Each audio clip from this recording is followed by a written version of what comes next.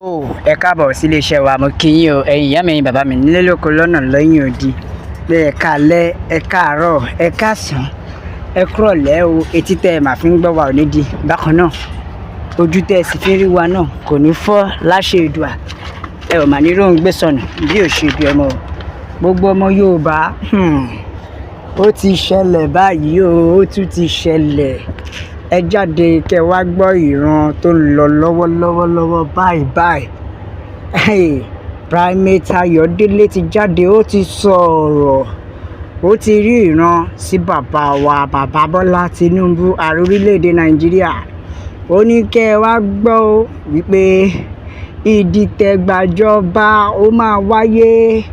Bẹ́ẹ̀ ni Primate Ayọ̀délé sọ, ó ní ìdìtẹ̀gbàjọba ó máa wáyé.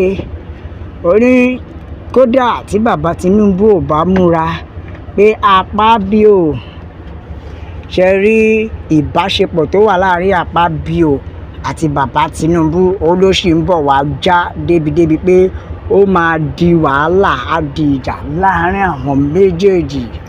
Bẹ́ẹ̀ ni olórí ìjọ Evangelical Spiritual Church, ìyẹn Primate Elijah Ayọ̀délé, ó sọ̀rọ̀ ìdí mímọ̀, ó kìlọ̀, ó ṣèkìlọ̀kìlọ̀. Bẹ́ẹ̀ ni fún Senate President tí gbogbo wa mọ̀ sí Godwin Akpabio. Bẹ́ẹ̀ ni gẹ́gẹ́ bí ẹ ṣe mọ̀ Primate Ayọ̀délé tẹ́lẹ̀tẹ́lẹ̀, a kò lè pè wọ́n ní politician prophet. Bẹ́ẹ̀ ni a lè pè wọ́n politician prophet. Bẹ́ẹ̀ ni ó ní ṣe rí Primate Ayọ̀délé, ó ti sọ, ó ní ṣe rí ìbáṣepọ̀ tó wà láàrin Akpabio àti bàbá Tinubu, ó ló sì máa já, tó jẹ́ pé àwọn sẹ́nítọ̀ máa dúró gbọ́n láti dìde ogun tì. Bẹ́ẹ̀ ṣe mọ̀ torí a lot of things nípa Akpabio ṣe tó jẹ́ pé bàbá Tinubu gan ò ṣe nǹkan kan, níṣe ni wọ́n ṣe kí ni wọ́n fojú fò ó bóyá nítorí ìbáṣepọ̀ tó wà láàrin wọn. Ṣùgbọ́n o lọ́wọ́lọ́wọ́ báyìí Primate Ayọ̀délé ti jẹ́ kó yé wa pé pẹ̀lú gbogbo bí Akpabio ìgbìyànjú ẹ̀ láti rí pé òun tún rí ojúrere bàbá Tinubu àti ojúrere àwọn APC, bẹ́ẹ̀ ni torí àwọn ọ̀tá ẹ̀ láti rí pé òun sì dúró lórí ipò ẹ̀, wọ́n ní ìjà sì máa wáyé. Ó dẹ̀ ṣe kìlọ̀ fún Senate President nítorí pé wọ́n sì máa bọ ojú ẹ̀jẹ̀. Ta ni ò ní bojú ẹ̀jẹ̀ tẹ́lẹ̀tẹ́lẹ̀? Tó bá jẹ́ ti ìyẹn kò sẹ́ni tí wọ́n ò bojú ẹ̀jẹ̀ o. Bẹ́ẹ̀ ni ó ṣe kìlọ̀ fún wọn, ló sì máa ba ojú ẹ̀jẹ̀. Oníṣẹ́ rí Akpabio, ó ní lọ múra dáadáa nítorí wípé Akpabio ń gbìyànjú láti secure second term as Senate President. Ìgbà yẹn ló máa tó wá rí other side of politics. Ó ní láti wà kíyèsára gan. Ẹ wo gbogbo ọmọ Yorùbá, wàhálà ayé wọn nìyẹn o, nítorí pé gbogbo wa la mọ̀ wípé bàbá Tinubu àti Akpabio, ó ní ìjà sì máa wáyé láàrin wọn pẹ̀lú gbogbo bó ṣe close mọ́ra wọn tó, wọ́n á sì jà.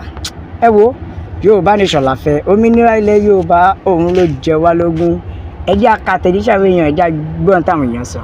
Bẹ́ẹ̀ ni o, àfi kí Ọlọ́run ọba ṣàánú wa ni o, àfi kí Ọlọ́run ọba kó ṣàánú wa. Ọ̀kan ní kí ló dé tí pásítọ̀ yìí ò jáde kó sọ bí orílẹ̀-èdè Nàìjíríà ṣe máa dáa. Bẹ́ẹ̀ ni bẹ́ẹ̀ lọ́kàn tó jẹ́ pé kí ló dé tí ò sọ eléyìí nígbà tí kéèsì Natasha. Bẹ́ẹ̀ ni kí ló dé tí ò sọ gbogbo lé nígbà tí kéèsì Natasha ó ṣe wá jẹ́sìn ló ṣẹ̀ṣẹ̀ wá ń sọ. Bẹ́ẹ̀ nìkan jẹ́ kó yé wa pé ìran tí ò fẹsẹ̀ múlẹ̀ ni o. Ó ní ẹjẹ́ gbàgbé politics, kẹ̀dẹ̀ jẹ́ ká focus lórí bí ìlọsíwájú orílẹ̀-èdè bó ṣe lọ. Ọmọ ilé yóò máa rán ẹ̀. Wọ́n rẹ́ o nítorí wípé ìlú bámúbámú ni wọ́n lù, ìlú bámúbámú ni mo yó. Èmi ò mọ̀ pé ibi ń pọ̀ ọmọ ẹnìkọ̀ọ̀kan, òun ni wọ́n ń lò. Bẹ́ẹ̀ nìkan jẹ́ kó yé wa, ó ní what will make both Akpabio and Tinubu win 2027.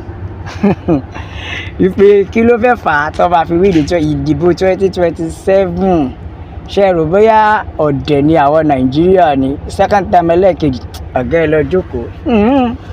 Gbogbo wa la mọ̀ wípé tó bá máa di second term sìn, ẹ jẹ́ kó bẹ̀rẹ̀ sí ní gbé gbogbo ẹ̀ jáde. Ó ti yé yín, tó bá ti ń fi owó lẹ̀, tó ti ń domi tútù síwájú, ká tó bí ká tó fọ̀, Nàìjíríà ti gbàgbé ìyàtọ̀ tí ń jẹ bọ̀.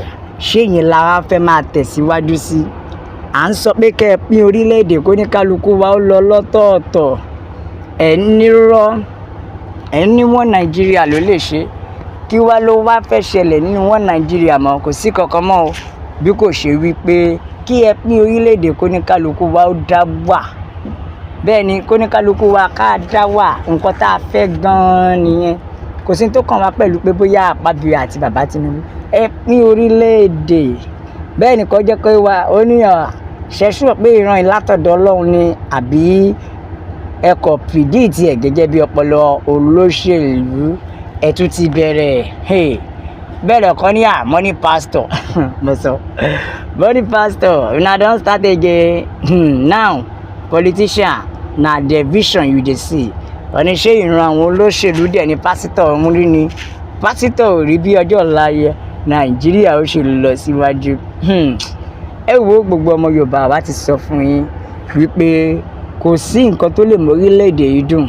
ju wípé kóníkálukú wa ó lọ lọ́tọ̀ọ̀tọ̀ kólúkálukú wa ó lọ lọ́tọ̀ọ̀tọ̀ kí ìtura àlàáfíà kó lè dé bá orílẹ̀-èdè èèyàn kan ló máa ṣe pátì kan ló máa ṣe ẹ má jẹ́ àparọ́ tanra wa kò sí pátì kankan tó lè ṣe bí kò ṣe pé àpò ara wọn òun ni gbogbo wọn ń jà sí àpò ara wọn ló ń jà sí torí ẹ̀ la ṣe pariwo pé ẹ jẹ́ kó ní kálukú lọ ẹ pín orílẹ̀-èdè we are fucking sick and tired bẹ́ẹ̀ ni èyí tá a ṣẹrú ti tó bẹ́ẹ̀ ni èyí tá a ṣẹrú ti tó èyí tá a ṣẹrú ti tó a ò lè má bá báyìí lọ ṣé bá ṣe máa ṣe lélẹ̀ ẹ̀yin náà rí wọn ò sọ sí àwọn ajínigbé abẹ́ gbọ́ sí wọn ò sọ sẹ́sùn àwọn ajínigbé wọn ò sọ sí insecurity bó ṣe máa wá sí òpin tó jẹ́ pé ọkàn ará ìlú á lè balẹ̀ wọn ò rí yẹn sọ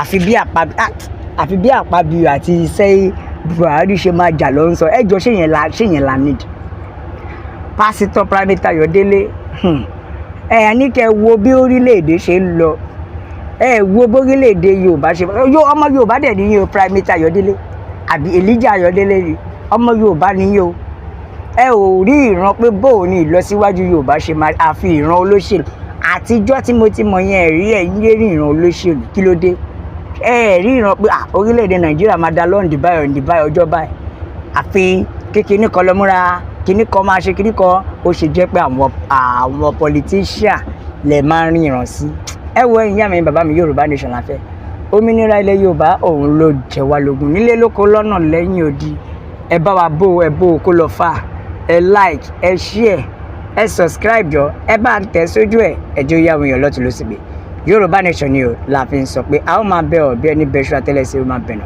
ògbẹ́ni tó bá láwọn ní dé ó mà láwọn ní dé bá God bless Yorùbá nation ó dàbọ̀.